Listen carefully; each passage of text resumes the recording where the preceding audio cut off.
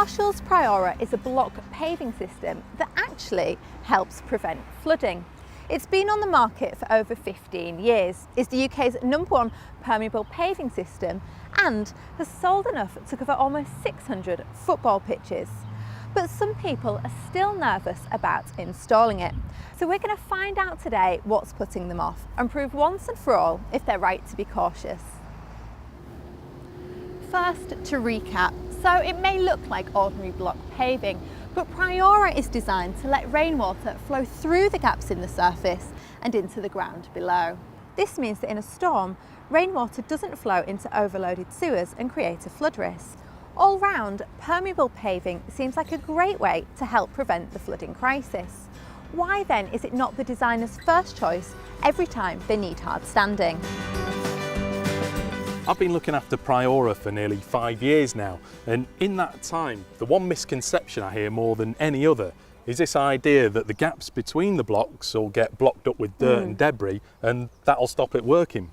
So you're telling me that's not the case, because the gaps do look incredibly small, and I've seen a lot of block paving that's been neglected, that's full of dirt and sand.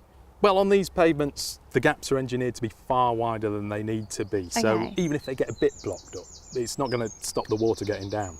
Okay, but what about if it was, I don't know, weeds or moss? What if they take hold? Surely that's going to stop the water from absorbing. It's not going to stop the water. It might slow it down, but if you think that weeds and moss, they're not impenetrable barriers. Right. So even if you do get weeds and moss, the water will still go down. It'll just happen slower. Okay, so what you're saying to me is even if you do no maintenance at all on a permeable pavement and it looks like it's blocked up, it's still going to work effectively? Absolutely. And it's not just Marshall's saying it either. There was an independent study undertaken in 2006 that proved exactly that. And you think that what's putting people off is the idea that it's expensive or tricky to maintain? We think so, yeah. Okay, well, we need to sort that out, don't we? So let's prove once and for all that the permeable paving does not need an expensive maintenance regime. So we're actually on an old priora paving system. This is, what, 8 or 9 years old? Yeah, that's about right. Okay, and it looks like it's had absolutely no TLC whatsoever. Yeah, that's a fair comment. It's been completely unused. It's completely neglected. It certainly hasn't had any street cleaners. You can even see it's got some weeds growing up between the blocks around here. And I guess that's not really normal, is it? No, not at all. Normally, regular trafficking would keep the weeds down. In addition, if you did get weeds, you'd normally just use some kind of weed killer, but Right. because this site's near to a newt colony, you can't use chemical weed killers. Okay. So it's certainly not typical of an ordinary permeable pavement. Right, so this is an old established priora pavement that's had absolutely zero maintenance. That's right, this is about as bad as it gets. Okay, well, I guess now all we need is some rain.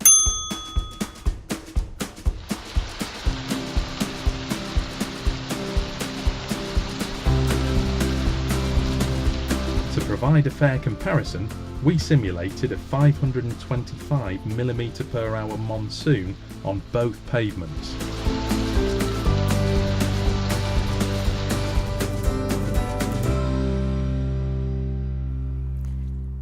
So I think that proves it. We have possibly the most neglected priora paving in the UK, and it's still managed to get rid of all of that water.